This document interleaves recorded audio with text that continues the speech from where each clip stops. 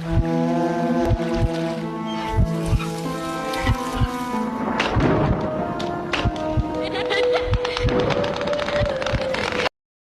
don't realize how alone you are until it's dark outside and every creak in the house sounds like a whisper. Living out on the edge of town, you get used to the silence. No traffic. No neighbors arguing through thin walls. Just frogs, crickets, and the occasional rustle in the brush. Amy had been living alone since the divorce, just her and her dog, Milo. The house was modest, pushed up against a thicket of woods that hadn't been trimmed back in decades. Her backyard had no fence, just glass doors, a small patio, and beyond that, black trees, close together like teeth in a mouth. She first noticed the smile on a Thursday night. It was around 11:30. She'd been dozing off on the couch with the TV playing some late-night true crime documentary in the background.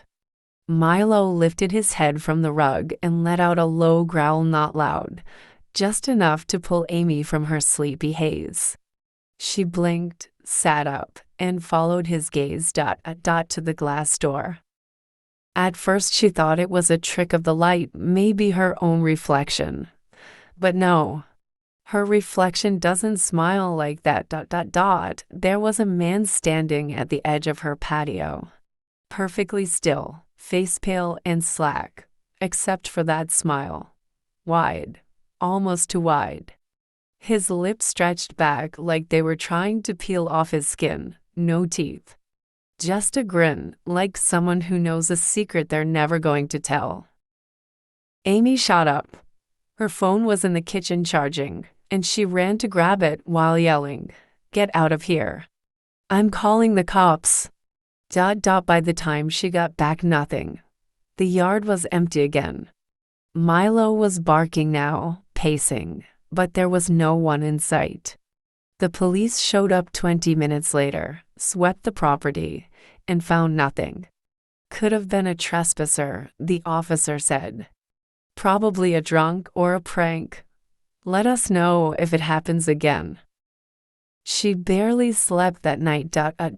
But it didn't happen again.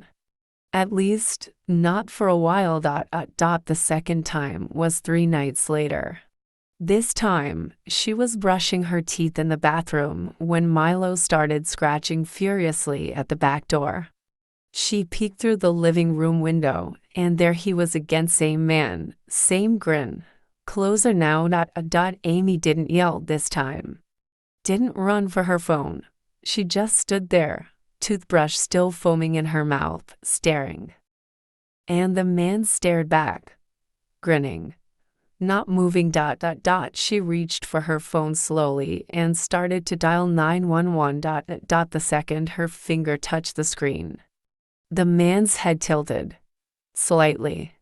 Not in confusion, but like he was reacting to her movement.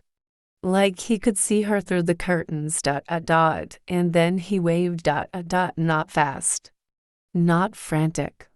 Just a slow, exaggerated, side-to-side wave.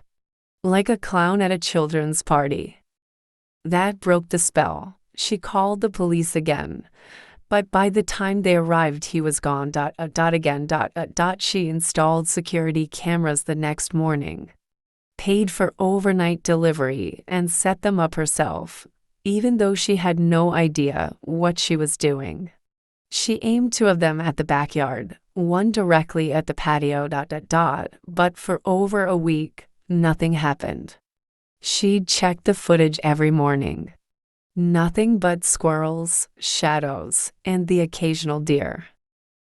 She started to feel crazy.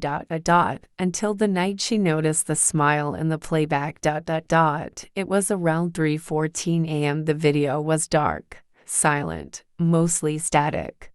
But in one frame, just one, there he was. The smiling man. He was standing in the backyard again, closer than before. Almost pressed against the glass. The next frame?